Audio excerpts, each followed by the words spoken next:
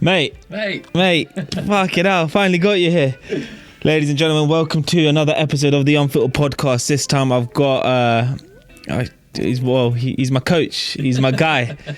Big up Jack. Hello everyone, how are you doing? I'm doing really well. Now, mate, much appreciated you coming through.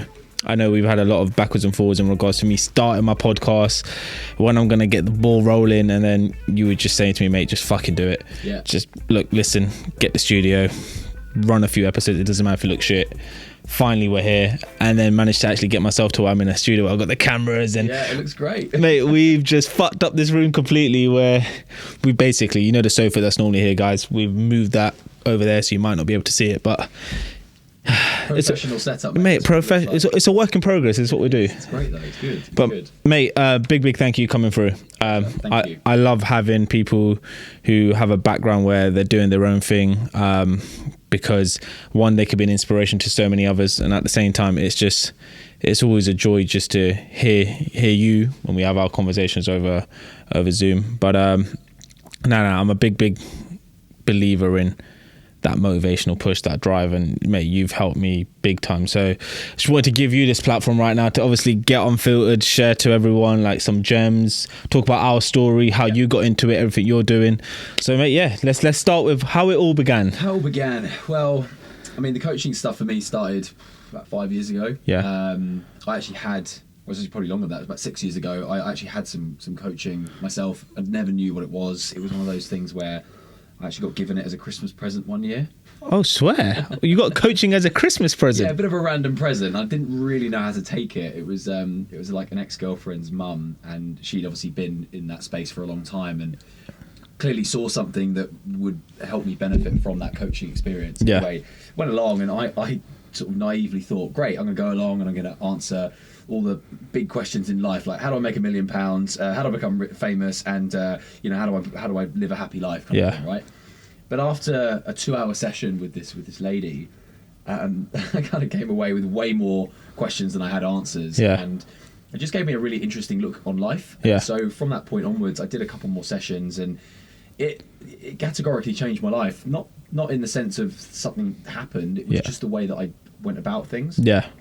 I understood a little bit more about how to approach situations. I understood a little bit more how to basically problem solve and how to think logically and methodically about how to get something done. Yeah. Like, I'm a big believer in, you can do anything you want, you just need to break it down into its component parts. Yeah. And look at like a few things like what can you do, and if you can't do something, who do you know that can help you? Yeah. You know, the thing is, a lot of people try to take their ego gets in the way and think, oh, I can do this myself. But actually, you know, if you know someone, if you wanted to start a pizza restaurant, you got a guy who got a pizza restaurant, ask his help. Yeah. He'll know more about what's happened and how to do it than you will from, you know, reading on the internet or getting any sort of books. It's like that expression that I love, which is, you can borrow knowledge, but you can't borrow experience. Jeez. It's true. Like, you got to do the thing to know how to do the thing. Yeah. You know? And so that's why, you know, old people are so wise, because they've done it for so long. Yeah, it's true. No, it's true. But tell me a bit more about like how you specifically, well, what was really going on behind the scenes? Because to throw in a random coaching experience, like there must have been some sort of thought behind. Totally. Yeah. So I was living in South Africa. I was with a girl at the time, and I'd been there for like maybe 2 years. Yeah. And I think there was like this question mark around whether I wanted to stay or to go. Yeah. And it was a bit complicated because I was there on a modelling contract, and so I could only work through the seasons, which was essentially the summer.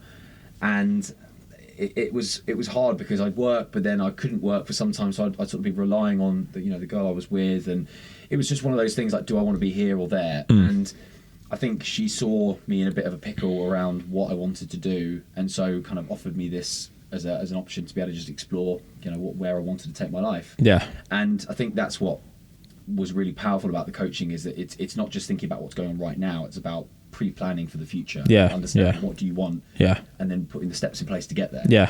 And so it's I sort of spent another maybe 7 or 8 months in South Africa, and I came back to London, and I told everyone about this experience, like literally all my mates and whatever. I was telling them all about it, and then a couple of my friends said, Jack, you know what, you should look into doing it. Like, why don't you become a coach. Like, you obviously love it. It's something that's helped you. Yeah. You know, you've got the drive, the personality, the kind of the chatty, you know, personality, better get people into that kind of, and why don't you look into it? I was like, oh, you know, I don't think I want to do that. Anyway, it put that seed in my brain. Yeah. And I remember going home that afternoon after chatting to some friends about it, and I went online. I was just like, life coaching courses in London, and I found this one, and it was just like free 2-day weekend that was coming up as like an intro to like what it was. Yeah. Was happening like that weekend. Yeah. I had a free weekend. I was like, I mean, if there's Why a sign, not? there's a sign. Yeah, So exactly. I went along, learned a lot more about kind of the basic, the understanding of how to become a coach and why coaching's great, and kind of the pros and cons of it and all that sort of stuff. And I just decided after that, I was like, you know what, I'm going to sign up. So I signed up to a 2.5-year course, and How much did that set you back? it was about $5,000, I think. Okay, cool. Yeah, it was about $5,000, and I did obviously the coaching qualification, did NLP with that as well, which is great. Yeah. And then I qualified. When did I qualify? Like May 2019, I think Yeah. it was. And yeah, and then I kind of sat on it for a while. Like I had some clients that I picked up, but I was so scared to kind of do it that I just was like, oh, you know, I'll coach you for free. Yeah. But, you know what it's like. If you coach someone for free, they're never really as invested in it Yeah. as if you do it for, you know, as a proper service. So I kind of just floated around it for a bit, and then COVID hit, obviously 6 months later, and I was like, well, I need to earn some money, and modelling had gone out the window, like all my other event work and like, you know, gym stuff I was doing completely gone. Yeah. So I was like, well, I need to do something with this. So I hired a coach of this guy that I'd met through a business course that I'd done a couple of months before, and he was someone who was probably 2 or 3 years ahead of me. Yeah. I could see that he was being successful in his business, and I just reached out. I was like, look, long story short, I want to make some money in this business, but I have no idea how to start. Can you help me? He was like, yeah, let's do it. So he said, right, let's work together for 4 months, and you know, it's going to cost you $5,000. I was like, again, $5,000. I've just done the qualification, but it was one of those ones where I think deep down I knew I needed the help, because I just didn't know how to do it myself. And I remember borrowing the money from my mum, because I was just like, We had this story, yeah. Exactly.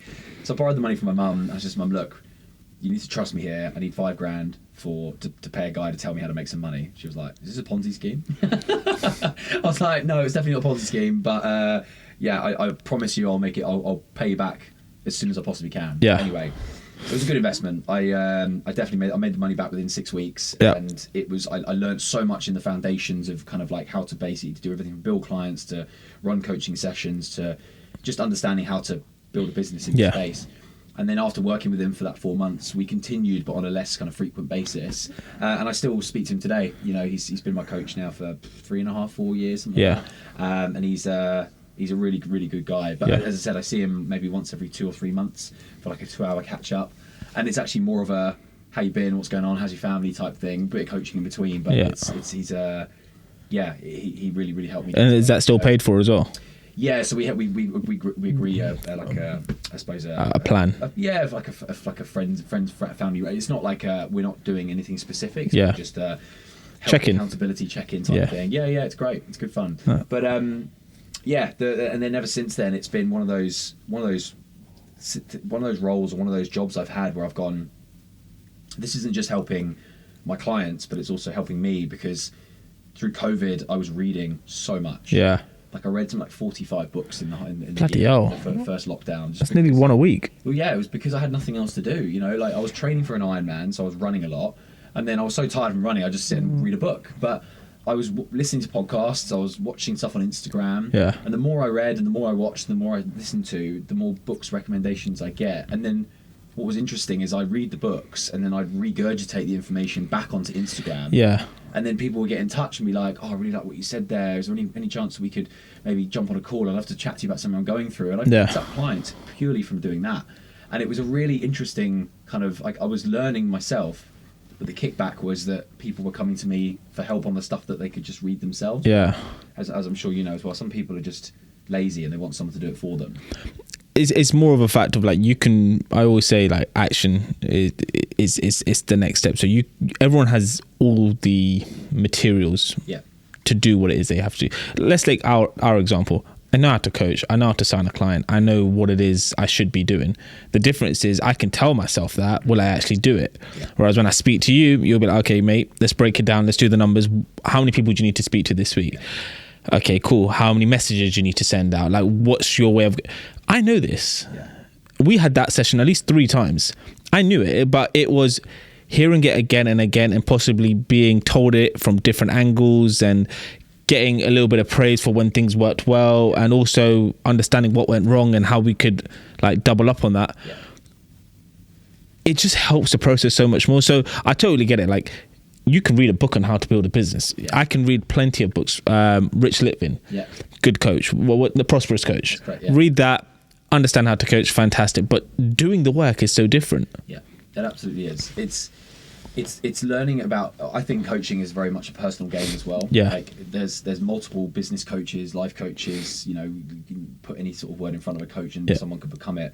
But it's about the personality and the kind of what you bring to the table. Yeah. And like, I mean, I've spoken to you about this before. Like, you've got such a great energy and everything you do with the podcast on Instagram and everything. And it's people are attracted to the person rather than the process. Yeah. Like, I've got a big belief that people buy people; they don't buy the product. Right? Yeah, exactly. And so, you know, because there's multiple people that can do coaching. Yeah. But you need to be able to get on with the person that you want to work with. Exactly. And so, I think that coaching has a really, I think it's so powerful for people that want it. Yeah. But you have to want to be into it. You can't just be like, oh, I want to get a coach for the sake of having a coach. Yeah. Because unless, you know, essentially we help our clients, you know, we take the horse to water, but we can't make them drink it, and that's the difference between people that basically achieve their goals and the ones that don't. Yeah.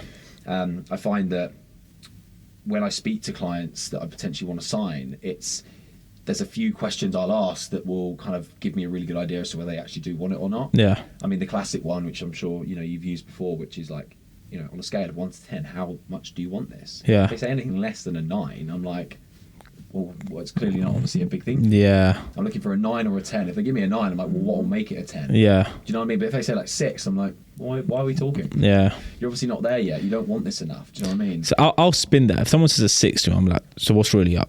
Yeah, totally. Because we're not having this conversation purely because you want to work on your business. What's really up? Yeah. Because you reached out, you actually became vulnerable. You didn't want to just know whether or not I could help you on that front. How can I really be of service? Because I don't even talk about business on my platform. I talk about complete different things. So let's break the ice. And if at that point they start getting vulnerable, okay, cool, you've got them in. Because then you can then go back to what you've said. How bad you really want to work towards this and stuff. But no, I hear you. It's a beautiful space, coaching. Oh, it's so nice. I love it. It's self-development generally is, I think, so important. I mean, outside of coaching, I also work in the fitness space and I work in the modeling space, and I think that everything that I do has a connection in some way, but it's all to do with bettering myself as a human. Yeah. And I think through coaching, mostly I keep myself accountable sometimes with my clients. Like, I'll have a session with you, for example, and we'll talk about whatever. Yeah. And I'll come away from it and be like, actually, that's something that, like, I would have helped you with something, and then thought, actually, you know what? I haven't actually done that myself for a while. And so I'll go and, like, it's almost like a reminder for me to go and do this. You know what I mean? So it's, I have that all the time, and it's like, fuck's sakes, why am I not passing on the same information to my clients that I do to myself? And that's why I hired you, because I was like, we are so alike in terms of your energy is very, very similar to mine. Even the way we talked about how we'd work together, and I'm like, that's exactly how I would say it. It's so strange. And I think those moments where you pick on those kind of things, it changes the game big time. Yeah, it changes the game. Yeah, it does. For you, Pri, what do you get out of coaching that you love the most? I've just done a whole hour episode on it, so it'll come out soon. Yeah, I had to do an introduction for it, but I think personally for me, I can't really explain the feeling you get inside where you are able to speak to a young woman or a young man, and they break down. They finally have someone they can speak to. Yeah. They're no longer alone. They have an outlet in what they want to try and work towards, and there's no guarantee whether or not I can take them there. Yeah. But I'm gonna be part of that journey. Yeah. Now that might sound a bit selfish and a bit weird to some people, but for me personally, it's if I could coach for free, I would, hands down. But there's an added value in regards to the mindset that comes with coaching. You give things out for free, no one really cares. You go to a buffet, whatever you put on your plate, if you don't want to eat it, you just leave it aside. You're not that invested in it. You just go get another plate. You're not that bothered. If someone ever gave you a free Nando's, for instance, it tastes okay. It's all right. It's good. When you pay for your Nando's, the difference is that you're going to clean that plate. There's no way you're leaving it. And so it's the same kind of thought process I have of coaching. It's I would love to do this for free, but I know your energy isn't going to be the same either. Yeah. So, but no, I think for me personally, the satisfaction I get is knowing that I am able to still continue to help people work towards an element of fulfillment. Whether they get that or not is up to them, because they've got to do the work, but it's purely that giving someone something I never had once upon a time, and possibly helping them in a way where I wish I could have had that when I was younger. Yeah, I think that's the reason why I love doing what I'm doing. Yeah, it's great answer. I think that people don't necessarily know what they're capable of until they put themselves outside their comfort zone and ask the deeper questions. Yeah. Now, whether that's a question about something that's been tackled, like holding them back, so whether you go to therapy and go backwards before you take a step forwards, or whether you just start looking outside of the box that you're in and look at what you could achieve. Yeah. You know, I'm sure you won't mind me talking about, I've got a friend called Ben who is really successful in his own right. Daily. Yeah. And he's a great lad, and I love the guy to bits, and he's just always got ideas, he's always got, but one thing I really respect about him is that he is just a doer. Yeah. He gets stuff done. And like I'll see him maybe every couple of weeks or whatever, and I'm like, hey, what you been up to? And he would have done more in like 3 weeks than I would have done in 6 months, you know. And he actually recommended a book to me recently called The 12-Week Year, which is... Someone mentioned that to me as well. Was it you? I might have said it to you. Yeah. It's such a good book, and it's basically about how you can get more done in 12 weeks than you can in 12 months. Yeah. It's essentially very simple planning. That's all it is, but it's about being like structured with your planning. So going like, today is... I'm not going to finish my day until these 3 or 4 whatever things are done. Yeah. But each thing has a sort of first principles element to it. So it's like, what is the thing that's going to get me to the next step the quickest? Yeah. Not the faff, not the fluff, not anything like that. It's like, what needs to be done to get me to the next place? Yeah. And if you have that principle and almost use that as a, you know, MVP, like minimum viable product kind of like approach, you can get so much done, and you actually end up getting something. You almost do, it's still what like Google X do. Do you know about Google X? Google X are a company obviously owned by Google that essentially their motto is fail fast. All right. So what they do is they invest loads of money into stuff that could be the next big thing. So like flying cars or Google glasses, or whatever it is. They go like, and there's a team, right? And I'm imagining them in some underground bunker in like valley. but they literally invest a lot of money into this company, and what they'll do is like, okay, right, you got 3 months, here's 5 million quid, design a flying car, and after 3 months they have to present it to whoever, and they'll go and they have to decide whether it's worth investing another 5 million quid into continuing development, or they scrap it and work out and they go, right, cool, we move on, we've done that. And I just think that's a really great way. I mean, obviously no one's got 5 million quid to play with, but we could do that on a smaller scale. Like if I said to you, Pri, let's start a gym together, right? How would we do that in a way that was super cost effective, but also got us to the point where we could get a person in a place to work out? You know, you could simply just go and buy a dumbbell. You wouldn't even need a dumbbell. You could just go and buy. You could literally just bring some people down to a park, and have like a HIIT workout with them, and charge them all £5 a go. And that's still you've still created something.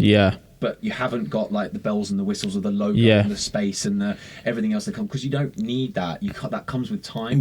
And I think, again, coming back to that sort of knowledge versus experience thing, the experience you'll get from working out, okay, how do I want to do this, and what's going to make my business unique will come with time. You know, so I just think it's really interesting how if you want to get something done, just focus on the next step rather than the big goal. That's it. Goal in sight, obviously, but next step. Just climb the ladder slowly. I think I saw this video on TikTok, and I kind of like reframed it to make it work for me, and I'm going to put it out towards my audience soon.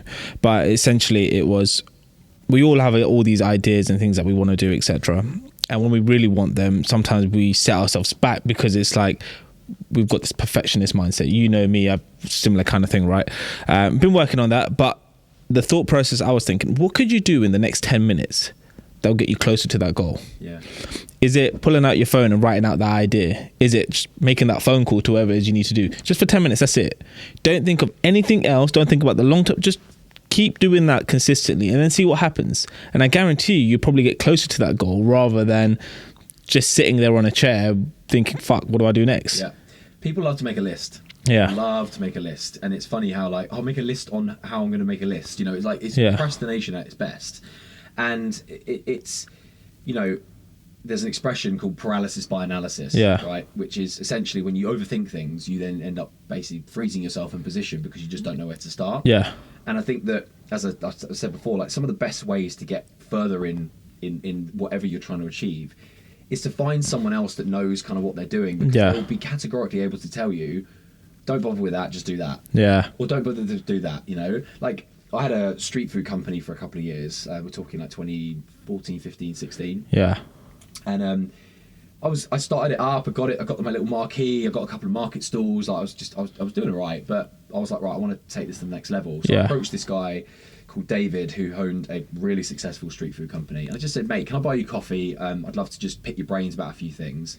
And he was like, yeah, no worries, cool. So we went for a coffee. It ended up being 3 hours. And he ended up taking my pen and my notepad and writing all this stuff out. It was awesome. But the stuff that came out of that was stuff I'd never even thought would matter. He's like, right, your costs are obviously the most important thing. But he said, your cleaning and your staffing costs are going to be more than anything. I was like, cleaning costs? And he's like, mate, you need to keep your shit clean, yeah. Because if the health inspector comes around, there's a one thing out of pop, you're shut down. Yeah. So I was like, oh my God, I've never thought about that. You know, I was thinking my biggest costs are going to be like obviously my food or like the rent I'm paying at the market or whatever it was. So it was like just little things like that then made me like reframe how I was doing things, which then allowed me to be like, okay, I need to be more savvy with like my cooking and what I'm making and how can I make these things go further across everything I'm producing rather than having loads of waste at the end of the day. Yeah. So yeah, I'm a big fan of if you want to start a business or you want to start anything, find someone else that knows how to do it. Yeah. And ask them questions, because as well as you said, people love to share their successes. Yeah. Yeah. I want to touch base on something just purely on. I didn't know about the street food business. I know you've. You do your modeling, you've got your fitness style of work that you're doing, you're also coaching, and you possibly have other ventures that I'm unaware of. But that being said, I think with one of my recent guests that came on last year, he talked about how his hustle was to work and then find time in the evening to work. And I'm a big advocate for sleep, but for him it was just, I need to get that over the line. When you want it that bad, you don't stop. And right now he's in a position where he's had 2 rounds of seeding for his gaming company. Cool. And he's got millions of dollars coming for this. And it's like, mate, we're from the same area. We've got a similar kind of mindset. We've got a similar kind of background, but you've fucking gone above and beyond. That's fucking inspiring. Yeah. And hearing your story now, it's got me thinking. A lot of people who possibly listen to this podcast, and they've said it on recent polls, that they like to hear entrepreneurs talk about their story. And I feel like with you right now, you've done so many different things, and when things haven't worked out, you've managed to pick yourself back up. Someone's going to listen to this right now and think, fuck, okay, cool, he's a coach, great. But he also does fitness. So you do your spin classes, and you've got other things on the side with fitness? So I teach spin 8 times a week at a studio here in London, and I also teach a couple of other fitness classes at another gym throughout the week. So I'm probably doing 11, 12, sometimes 13 classes a week. So that is like, I'd say my structure. Yeah. Right. I know exactly what my classes are. I've been in the modelling game for 16 years. Yeah. That has been sporadic, like contract work that comes in. I've got an agent or a couple of agents kind of here and around the rest of the UK and Europe and stuff. And they'll message me when work comes on, but it's very seasonal. Like there'll be, busy period is just coming to an end, and then it sort of breaks for a bit, and then it picks back up, and then it breaks for a bit and picks back up. So yeah, that comes and goes. And for about 3 or 4 years when I first moved to London, that was like my main thing. Yeah. But because it was so sporadic, I had to find something else to basically keep me going. Yeah. Like, London's not cheap. I liked going out. I liked having fun. I was like, I need money. So when I first moved to London, I started working for an events company. So I did like a year just working in office, and it was great. I could learn a lot, got to see some cool stuff. But then left that company and actually set up my own staffing agency. And I essentially had this little gap in the market where I would hire models out as waiters at events because the premium on them was a lot more. So you get these fashion clients or people who are just have got a nice posh venue or whatever, and they wanted essentially good looking staff, to put it bluntly, and you could charge a premium for that. So because I knew all the models, I was like, well, I also know the events people, boom, put them together, and it was job done. Great. It was really, really easy. All I had to do was text them, be here at 6 o'clock, you're finishing at 11, it's 20 quid an hour, whatever. And most jobs at that time, we're talking 2010, 11 now. Yeah. So most jobs were like £9-10 an hour, so I was like double the pay. Everyone was like, yes please, you know. So but the only nightmare about that was that I was then lumped with when people either cancelled last minute, didn't show up. The admin side of it was a nightmare because like I got taxi receipts and, you know, all this sort of stuff was coming through to me the whole time. So I did that for like a year and a half, and then I sort of just it didn't fizzle out. I just kind of started to feel like it wasn't really for me. Yeah. So I banked it. I just was like, no, I've done that. I mean, if I get a job come in, I can still kind of do it, but I wasn't kind of like much. Then I had then I sort of moved a little bit more into like experiential marketing. Yeah. So again, sort of with the staffing side of things, but trying to get contracts for brands. So experiential marketing essentially is a 5-sensory way of marketing a product. Yeah. Let's say you know, Kit Kat launch a mint flavor or whatever, and their experiential marketing campaign would be some guys on the streets in Canary Wharf handing them out, telling people, oh, this is what it is and this is how it tastes, and try some, what do you think, and da-da-da. So expensive form of marketing, but it's very powerful. Yeah. Because you're getting someone like a human touch, and you can speak to someone. Yeah. I did a couple of big brands. I did a couple of beer brands. I did some alcohol and more alcohol brands. I did some stuff for what was it? Peugeot. It was really fun. But again, quite stressful, and it was taking up a lot of my time. And then annoyingly, I get like a modelling job come in the day that I was meant to be doing a project. I'm just like, oh, it's just stressing me out. So I then stopped doing that. The street food then came up again. Like I had just this idea. I really wanted to start like a brunch club, basically. Yeah. And it started originally as a brunch club. So I used to hire out a friend's pub in Clerkenwell. It was like a city pub, so it wasn't open at the weekends. I just said to him, I was like, you've got a pub, I've got an idea. Why don't you let me open your pub on a Saturday between like 10 and 3, and you take all the beer money and I'll take all the food money. And he was like, done. Cool. So then I sold tickets. It was like 15 quid for like food and a drink or something like that. And I'd do two lots of tables. I think we got like 40 people in the first round and maybe like 40 in the second. And it was great. It was great fun. I mean, I worked like an absolute dog. Yeah. I was there at 8 o'clock to set up to start at 10, finished at 3, didn't get cleared up till 5.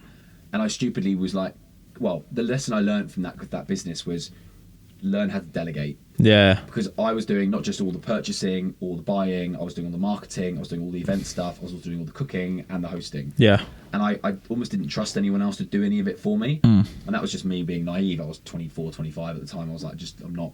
So if I was to do it again, I would 100% hire a chef to do the cooking. I'd 100% hire someone to host it. And I would do what I do best, which is like marketing and events and kind of just bringing people together. Plus maybe get on the decks as well, mate. Into DJing now as well. Exactly. You just don't stop. Hey, do you know what? I think there's a big part of life that people miss out on, which is just exploring. Yeah. Like when I was in my 20s and I turned 30, this friend of mine gave me a really good piece of advice, which was, you've just spent your entire 20s exploring what goes on in the world, whether that's business, whether that's friends, whether that's places, whether that's jobs, whatever. Now you're in your 30s, exploit it. Exploit the things that you liked in your 20s. Yeah. And just double down on them in your 30s. Yeah. It's so interesting. When I heard that piece of advice, I was like, yeah, cool, cheers, mate. Yeah, have another bit. Like, just didn't think anything of it. But actually, now that I'm a couple of years into my 30s, I look back on that and go, yeah, you're actually right. I'm investing more time in the people that I want to hang around with. Yeah. My friendship group shrunk. I'm going to places in the world that I actually want to go to, not because I just feel like I should. Yeah. I'm creating a life around what I enjoy. So like fitness for me is a big part of my life. Yeah. You know, I love racing things like Ironmans and swimming and stuff like that. So being in the space is great because I can just immerse myself in it. Coaching is part of my self-development journey, and obviously modeling is great because it's you know, something I've done for a long time and I enjoy it. Yeah. So there's this element of like, explore in your 20s and then exploit in your 30s. I have no idea what happens in your 40s. You probably have kids and then everything goes to shit. Yeah. It's one of those things where, if you know what you like, don't worry about what anyone else thinks. Just do you. I feel like with people that I speak to, the problem they have is age is a big factor, especially within like the South Asian community in particular. I can't talk for other communities. I can only talk based on what I know and what my clients tend to tell me and what friends and families tell me.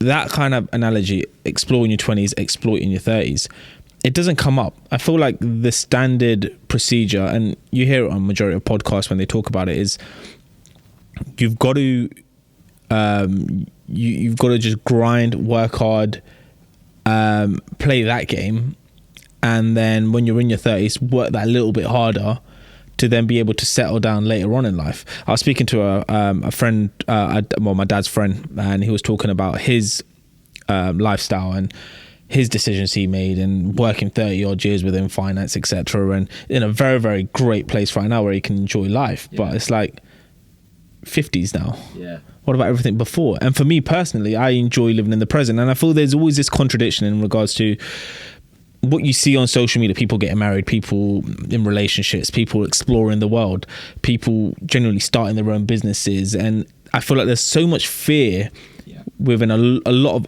maybe our generation or around that area, where it's, what do we do?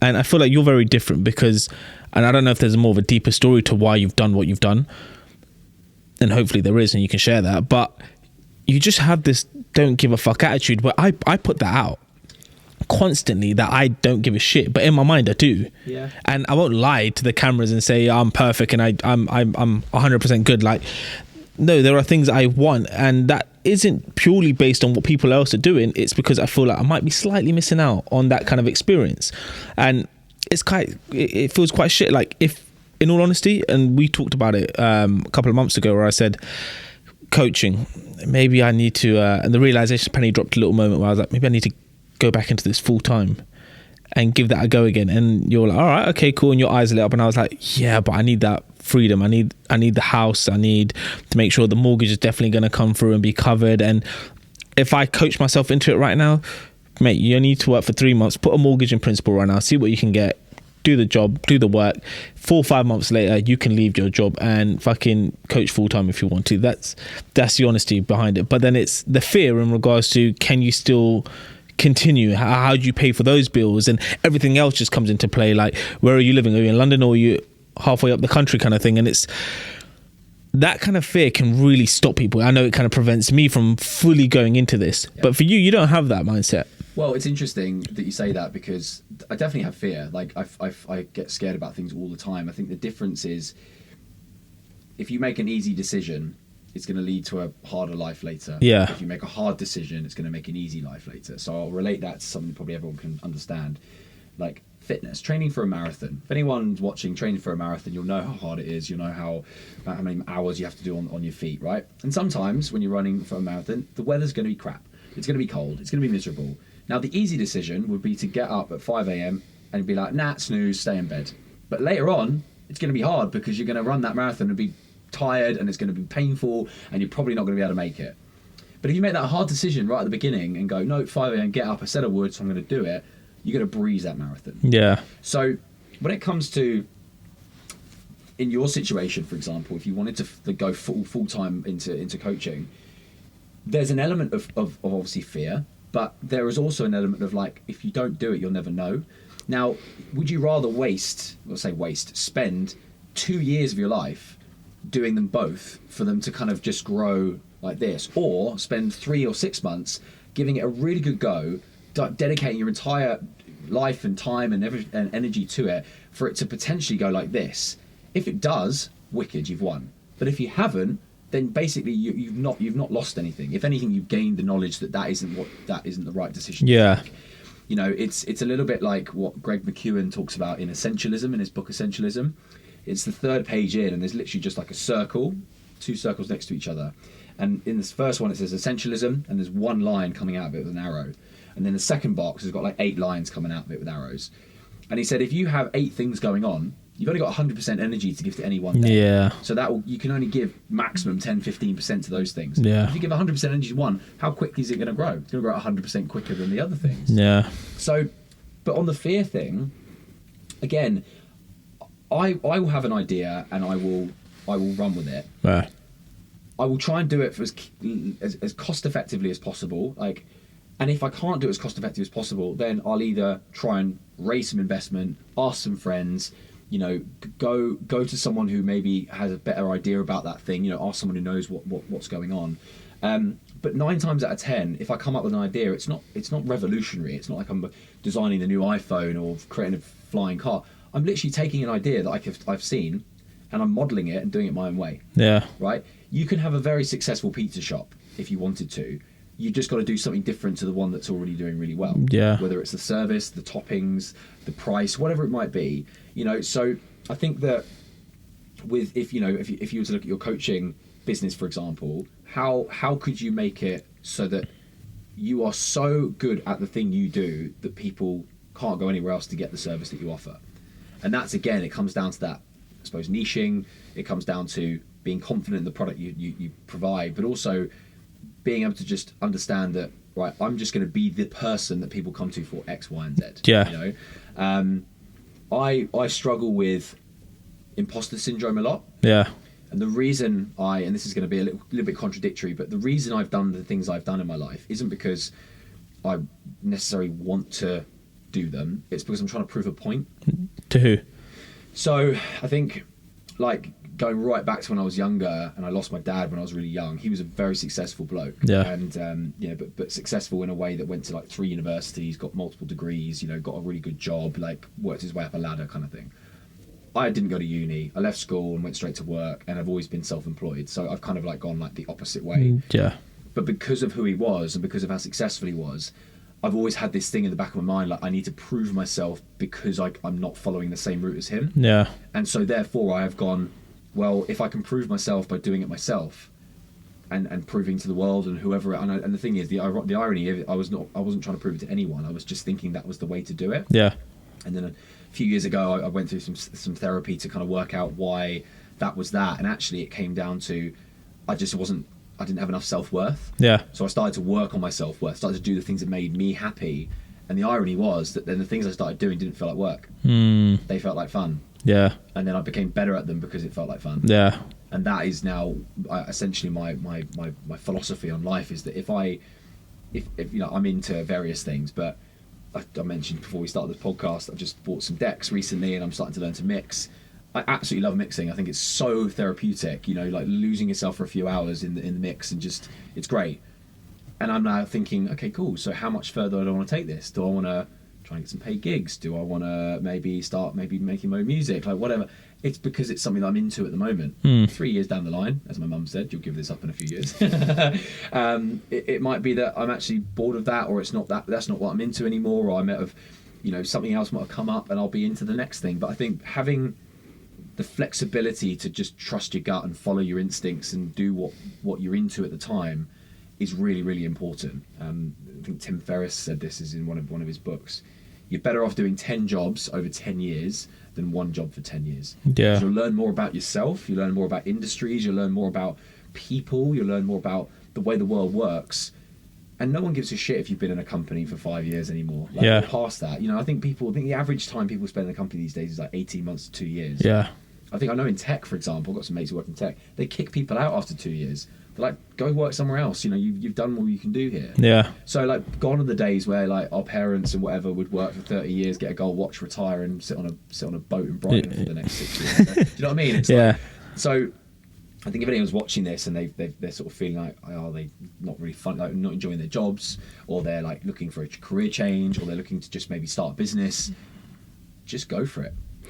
Yeah, I as much as I'd say like it's something that can easily be done, I will put my hands up and say that it does take courage to give it a go. I've been self-employed been doing the self-employed coaching for a number of years, and then my friend said, mate, just set up the fucking company, it'll be so much more easier for you from a financial perspective. Okay, cool, I'm in an hour, how do I do this? Within like half a day it was done. I've got a company bank account now, all of that kind of stuff. With the podcast, it was I'm in an hour, Zoom calls, great. Then finally found a studio, and I was like, Jack, I ain't got a camera, just fucking record it, mate. All right, fine, here we go. Record, bought a camera, don't know whether I'm going to use it or not. I'm in an hour, is it going to look good? Is it going to look great on YouTube or not? And yesterday I went on, just touching base on the podcast, for instance, there's I was looking at a few podcasts that I know of, I don't really listen to, and possibly I should give some more time and effort into it because they possibly have great conversations. Yeah. But the views aren't there, but the effort levels are still there. So you can generally see that these people who are putting them out, they may not be on the thousands of views yet, let alone the hundreds of thousands, but the grind isn't stopping. No. They're continuing to find different guests to bring on. Yeah. They're continuing to just keep working towards their passion, because it's the long-term effects. And it's, again, it may be like this right now, like you said, but once it shoots up, it shoots up. And it is very, very interesting, because like in my head, I have all of these visualizations of what this podcast could be, or if not this podcast, the next podcast, or what my coaching business could look like. And I remember when I first started coaching, and it probably sounds really stupid, but I used to, because I was self-employed, I was like, I'm going to go talk in front of schools, and I'm going to talk in front of like companies and stuff. And I would visualize myself being like a Tony Robbins, standing on stage, literally looking in the mirror, and then I'd close my eyes as I walk up and down my bedroom thinking I'm on stage, just giving affirmations out, trying to pump myself up, thinking I'm in the crowd essentially, but I'm actually on stage, and really playing that role. And it felt so good and amazing. And then the reality hit that, well, I have to do this for 3 years and make it really successful for me to then be able to get a mortgage. Why do I want a mortgage? Because you want to be free from home. Well, I remember a coach at the time said to me, "Pretty well, could you rent?" And I was like, yeah, but that's not a financially good decision. According to who? And I was like, well, I'm living rent free at the moment. Why would I want to? Yeah, but you just said you want to be free. Yeah. Now you're just chatting shit. Like, what do you want more of? And again, maybe I have been acting quite silly in regards to, if I really want to be free from home, I could just move away. I don't have to. Like, I could do something that you're doing, find other passions and find other different jobs that really get me going, which allows me to play golf 3 times a week, allows me to coach, allows me to podcast and live a life like that. But it's so, I think this is the difficult part. It's so unnatural to hear people do that. But when you actually listen to, like, say, the more successful people in life, Stephen Bartlett, I remember I heard in one of his podcasts where he talked about, at school, he decided to change up the vending machines and make it more profitable and stuff like that. I'm not sure if he dropped out of uni or not, or whatever happened, but how he started his businesses, generally, it's trial and error. Yeah. But like what you said, when you give all your time into something, makes a big difference. And it's funny we say that, because, just going off topic, one of his episodes, he was talking about dating and how, like, dating apps are pretty much, everyone's got so many options, etc. The reason why it's not working is because, like you've just said, you're possibly speaking to 8, 9, 10 different people rather than putting your energy just into one. If you really want to make something work, be vulnerable, give it your all in this front, see what happens. Exactly. No, it's so true, so true. And I think people trip themselves up by doing multiple different things and expecting the results of one. You know, it's even people that are, I mean, my mum has this expression that's like, if you want something done, ask a busy person, because they're good at just like getting things done. But I also have, you know, I like Ben is another example of someone who's just so focused on one thing, and he achieves it because he's just like, no, this is my focus. Yeah. Whereas I've got other friends and people I know who are trying to do multiple different things at the same time, and it's just, every time I speak to them, it never seems to have gone any further. Yeah. And it's I mean, you can have multiple things going on. I think that if they relate to each other, it helps. Yeah. But I think that there's the big question you got to ask yourself is, like, if I was to pick one of them to do for the next 5 years, or even 3 years, like, which one would it be and why? Yeah. And it can't be monetary. Like, this is something I learned quite early on, is that chasing money is always going to be an endless game. Yeah. Because you will run yourself into a hole trying to do it, and the irony is that the more money you, like, the more you chase the money, the less you love the thing you do. Yeah. Which then becomes resentful towards that thing, and then therefore you then sort of basically become someone who doesn't want to do the thing you want to do. Whereas if you do something you love, it doesn't feel like work, and therefore you become more obsessed with it, and you do it as a pleasure rather than a chore. Exactly. And so, yeah, it's why you find people who are in, they're like, you know, midlife, kind of, you know, 30s, 40s, 50s, whatever, who've done something for a certain amount of time, whether they've been a banker or a doctor or a lawyer or whatever, and they decide to go and move to Portugal and become a surf instructor. Yeah. Because they're just like, well, that's what I want to do, you know? And 100%. I totally respect that, and I think that it takes a lot to almost admit that is something you actually wanted to do, and remove your ego from it and go, I'm not going to make £1 million or $1 million, whatever it is. I'm just going to have a really good life. I think that's a big thing. it's removing that ego. Yeah. And again, because we get so sucked into what this person's earning and that career. Like I had a conversation with someone last year on the podcast where she talked about, I actually like my 9 to 5. I actually love doing what I'm doing. Like and that's fantastic. If you generally get passion from doing what you do on a day-to-day basis, you don't need to try and set your own thing up. But it's when you don't love the thing that you do that you possibly ask yourself, that's 40 hours a week. Let's argument say 35 to 40 hours a week spent in a 120-hour week. 7 days, you've just spent a third of that doing something you don't like. Yeah. If you cut out the weekend, that's even less time. Yeah. I butchered the maths.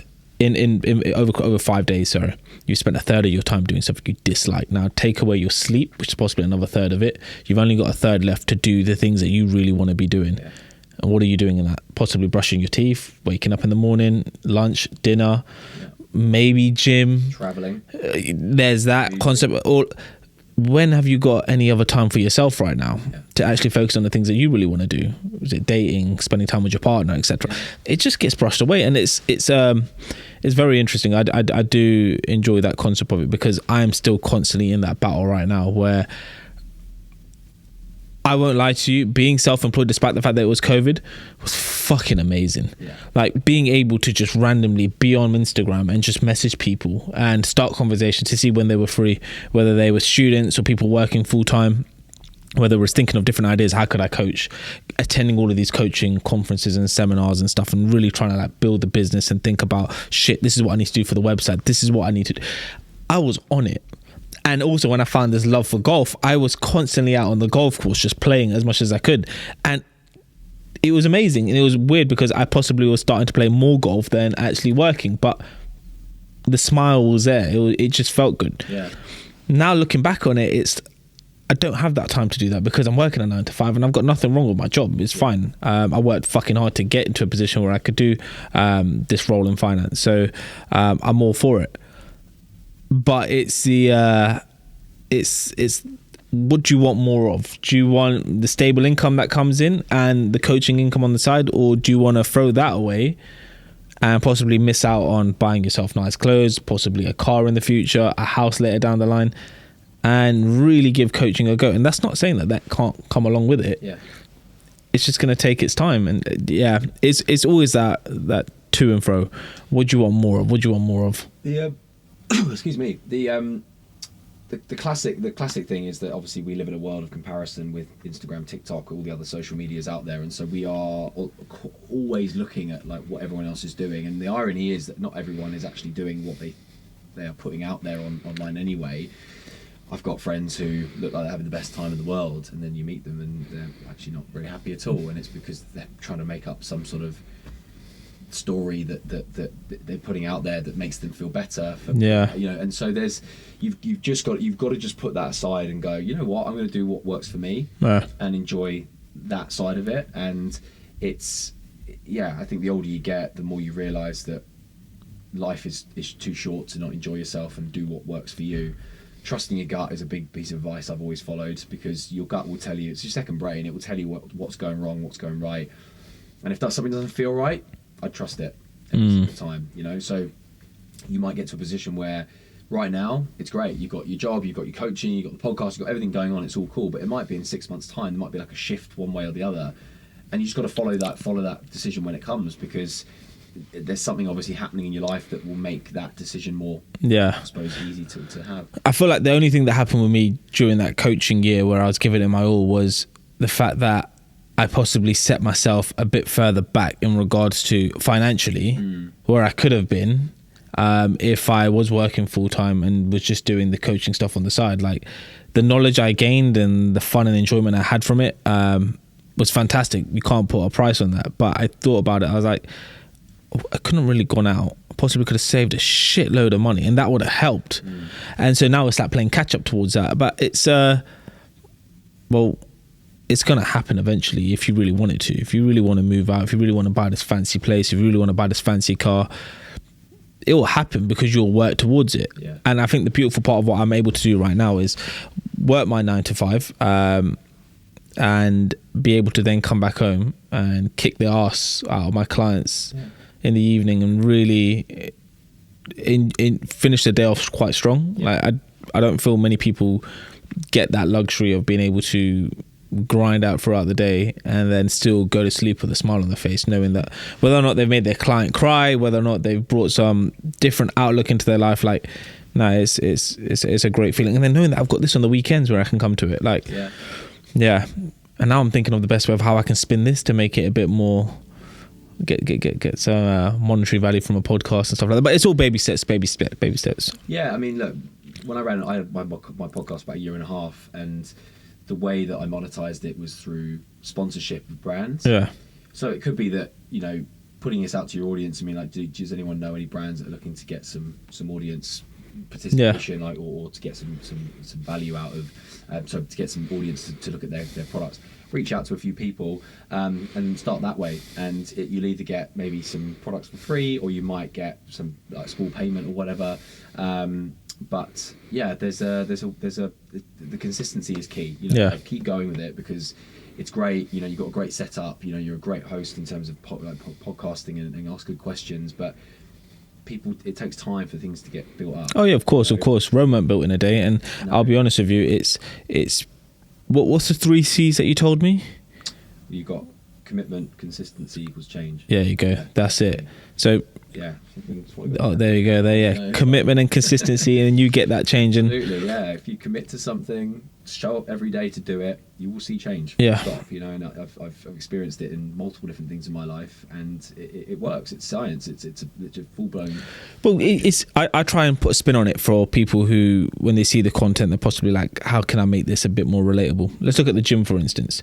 If you train like this, like a bloody idiot, you're not getting any bicep workout whatsoever. But if you consistently bring the arm up, bring the arm down in a certain way, you're possibly going to feel that muscle burn a lot more.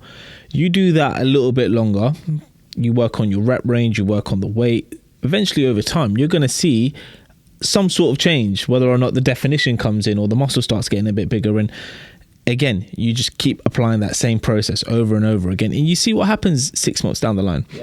When people give up, it's because they don't see the results straight away. And I feel like there's this impatience that comes around. We've got to move away from that and generally trust the process. And what trusting the process means is not necessarily getting that result, but it's learning shit. Okay, cool. This is working. This isn't working. How do I then go back on course? Because I started to try and like lose weight this year. The first 3 months, I listened to what previous coaches I've worked with have told me, dieting, training, nothing was happening. The scale wouldn't move, and I was getting fucking fed up. And then I hired a PT from my gym. He does boxing, and he got me doing a few HIIT sessions to begin with, and we've started the boxing sessions now. But part of the training plan was cardio. I'm like, you what? 30 minutes on the Stairmeister? Get the fuck out of it. I can't do that. But all of a sudden, first session, the chest is about to explode. The next session, it's getting a bit easier. Now he's got me doing a bit more sprints, and he's got me on the cycle and rowing, and all of a sudden, like, that process has become a lot easier. But it's a case of, I wasn't doing cardio, now I'm doing cardio, the body's looking a little bit better, the weight is definitely dropping down, and I can eat a little bit bad and not necessarily focus on the diet so much, and still not necessarily spike back up again. And it's weird, because it's like you've just applied something you already knew you could have been doing. You've just fallen off that. Yeah, you just need to see the results and just keep that going and see what happens. Exactly. It's mad. That's good. Go on, mate. What were we going to say? That awkward pause. It's I find people particularly like they're set in their ways, that don't want to change, that then whinge about not changing. Frustrating. It's like Einstein's theory of insanity is doing the same thing over and over again without expecting different results. It's like, as I said right at the beginning of this podcast, like, you can't help people that don't want to be helped. And you know, over the years, I've been one of those people that's like, oh no, you know, I'm trying to help, and I'm like convinced them they need that, you know, whatever. But actually now, if I speak to someone, whether it's a friend or a client or whatever, and they're just not doing the things that they wanted to do, like, I'll never tell someone what to do. I'll always ask them, how, you know, what would you like to commit to this week, or like what's gonna help you get to the next step. Let them tell me what they want to do, and then I'll hold them accountable to it. But if they don't even do that, then like, what's the point? Do you know what I mean? It's a really I think people need to just take ownership of what they want in success and move towards it. I want to ask you something quickly in regards to what you mentioned in regards to your dad being very successful. And like this imposter syndrome that you had or still have. Do you feel like you're successful right now in your own light, or do you still feel like you're trying to keep up? It's a good question. I do feel like I'm successful in my own light. Therapy's helped me understand why. Yeah. But I also think that my outlook on life is now a lot different. I used to chase being basically rich and famous and kind of, I suppose, somebody. And I've come to terms with the fact now that I am already somebody, but just maybe not somebody everyone knows. And that is really comforting and really kind of like quite, I suppose, what's the one I'm looking for? It's just quite a nice, relaxing feeling that I can be me.